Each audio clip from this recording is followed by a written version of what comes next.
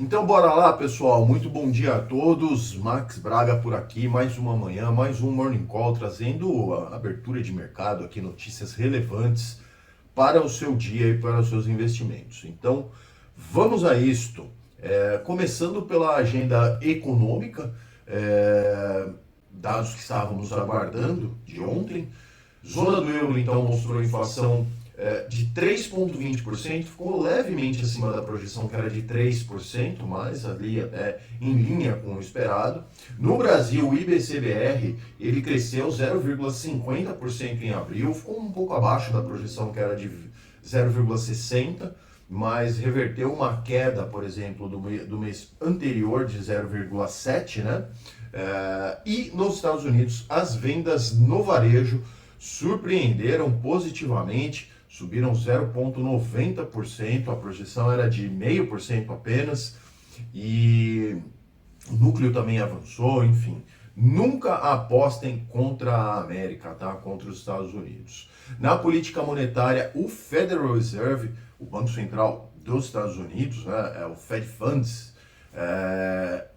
manteve a taxa, que era já amplamente esperada, a taxa deles lá, uma banda, né, 3,5% a 3,75% nesse momento, e destacou que a atividade econômica nos Estados Unidos segue em expansão sólida, o que os números comprovam, apesar de esse ambiente de incerteza que a gente vem vivendo, fato também, tá?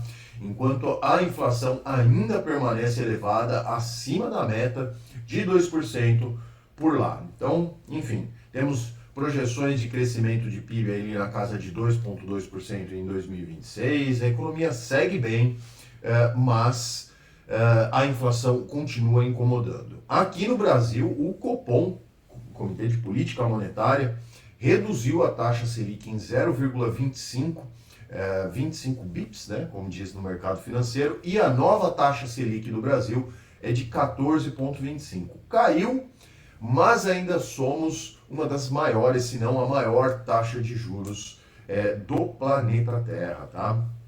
Essa decisão ela já estava alinhada com as expectativas do que realmente ia acontecer, mas o comunicado veio com um tom cauteloso, reforçando o ambiente externo incerto, que é verdade, e a resiliência do mercado de trabalho brasileiro, o que, vamos combinar, né? Os dados ali do IBGE, a mudança, né, de métricas.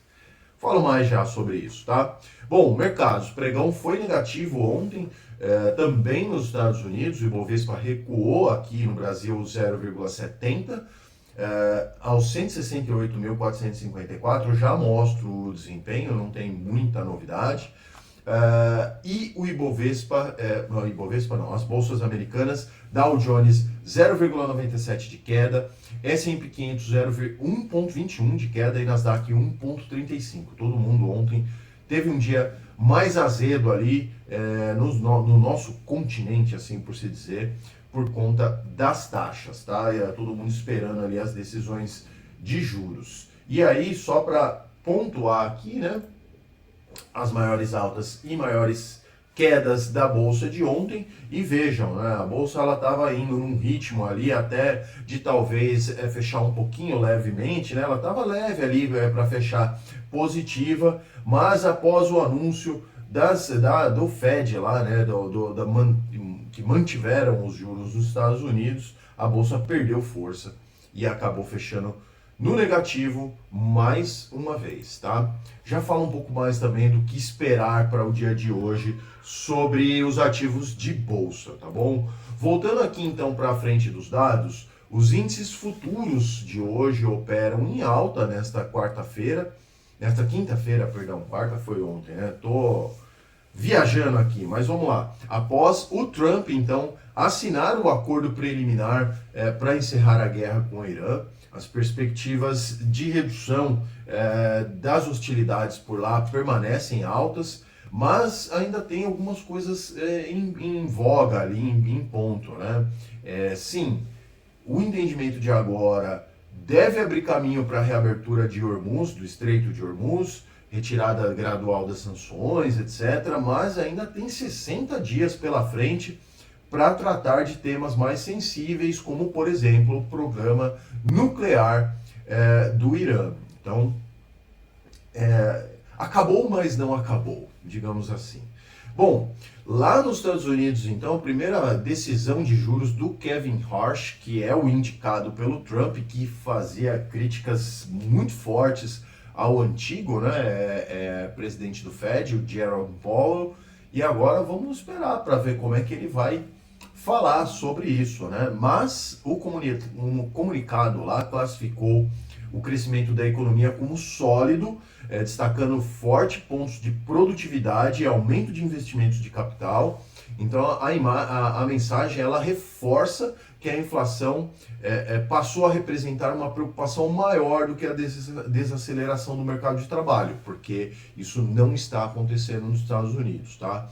Então, em entrevista, o Warsh, o novo presidente do Federal Reserve, ele evitou sinalizar quais seriam os próximos passos ali da política monetária, né? Ficou meio, passou um paninho ali e etc. E ressaltou que a inflação permanece acima da meta de 2% e que o Fed tem um compromisso reafirmado de restaurar a estabilidade dos preços, tá? Perdão, ainda estou no resquício aqui do resfriado. Dow Jones Futuro, então, 0,55, S&P Futuro 0,87 e Nasdaq Futuro 1,50. Mercados da Europa operam sem direção única, aguardando também, então, a decisão de juros por lá, as decisões, né? Teremos Banco Nacional Suíço e o Banco da Inglaterra. Então, lá no Banco da Inglaterra, a previsão é que a taxa siga inalterada, não tenha nenhuma mudança de taxa, permaneça em 3,75%, e o Banco Suíço deve manter também estável em 0%. A taxa é 0%. Bom, estoque 600, 0,49 negativo. Alemanha também, estoque 600, ou DAX na Alemanha, perdão, 0,12%. Reino Unido, 0,89%. França sobe um pouquinho, 0,09%, a única que sobe ali das principais bolsas. E a Itália cai também, 0,25%. Mercado um pouco mais azedo ali no começo da manhã na Europa. Na Ásia e no Pacífico, os mercados fecharam mistos ali. O índice KOSPI da Coreia do Sul e o Nikkei do Japão batendo novos recordes, novas máximas históricas. Xangai, então, 0,43 negativo. Japão, 1,65 positivo. Hong Kong, 0,09 positivo também. Índia caiu 1,59 e a Austrália também caiu 0,62. Para as commodities, os preços do petróleo operam em baixa. Claro que tudo deve-se à questão da assinatura ali dos acordos, etc. Mas também a Agência Internacional de Energia alertou para um excesso de oferta no próximo ano, porque tem muita coisa represada, enfim, veremos. As cotações do minério de ferro na China fecham em baixa pela terceira sessão consecutiva, tá?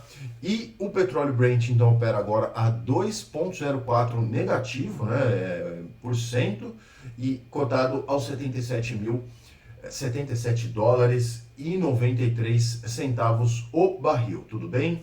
E o minério de ferro na China, lá em Dalian, no Porto de Dalian, fechou a 1,13 de queda. Bom, vamos ver os últimos indicadores aqui. Eu vou falar um pouquinho para vocês sobre o comunicado, né, assim por se dizer, das decisões de juros. Bitcoin, então, 1,30% de queda nesse momento, 63 mil dólares, 958.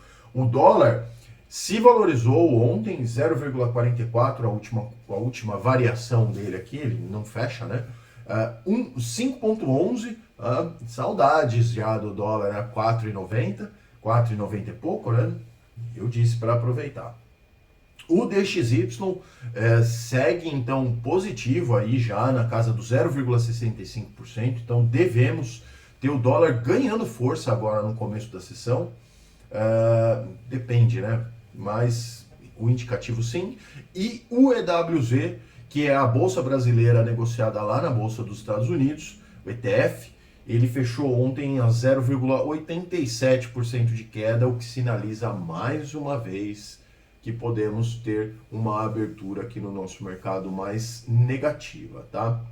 E aí, como o mercado vai encarar a decisão do Copom nessa quinta-feira? Eu vou deixar essa matéria na descrição desse vídeo para que vocês possam ler e tomar a sua própria decisão, o seu próprio entendimento. Mas, segundo analistas, tanto a bolsa quanto o dólar devem reagir na neutralidade. Tem um vídeo também ali onde o Galípolo fala um pouquinho sobre, enfim, dá para vocês assistirem. Mas vamos lá, né? Então, aqui no Brasil, era amplamente esperado o corte de 0,25. O mercado já tinha precificado até mais do que isso. E muito mais ainda, no começo do ano, falava-se lá a taxa terminar o ano na casa de 12,5, 12,75. Essas previsões foram se atualizando e hoje já falamos ali em casas, né, que falam que a taxa Selic deve terminar o ano em 14%, bem diferente do que era a precificação no começo do ano, tá? Atualmente, então, ficamos em 14,25%. E o comunicado ressalta que os riscos para a inflação, tanto de alta quanto de baixa, permanecem mais elevados do que o usual. Fato. Né? Indica, então, que o ambiente ele ainda tem muita incerteza e deve permanecer assim, tá? Porque acabou o ano em relação a políticas públicas para redução de gastos, etc., ou qualquer outro avanço político relevante para a nação. Acabou a Copa do Mundo, os políticos vão olhar só para a eleição, agora eles estão olhando só para a Copa, e quando acabar a Copa, depois só a eleição. Então a gente não deve ter, pelo menos é a minha opinião, não deve ter grandes avanços no legislativo e no executivo nesse ano ainda, tá? Então, bom, economistas sugerem aqui que os preços já estão já estão no preço, né? Então os ativos não devem reagir muito, e eu concordo com isso. Acredito que deve ter um pequeno ajuste ali para cima em algumas ações pontualmente, talvez no dia de hoje ou ao longo aqui da semana, etc. Embora a gente já esteja na quinta-feira, né? Mas não deve ter nada muito além disso, tá? É aguardar também para ver como que vai ser o impacto dessas decisões, principalmente dos Estados Unidos, em relação ao nosso mercado aqui, principalmente na parte de câmbio, tá? Fico por aqui então, esse era o vídeo de hoje. Claro, peço sempre que vocês se inscrevam no canal, deixem seu like, façam seu comentário. E sim, dúvidas, críticas, sugestões, caixa de comentários, respondo a todos sempre, tá bom? Forte abraço a todos, nos vemos amanhã então aqui no nosso Morning Call. Bons negócios, tchau!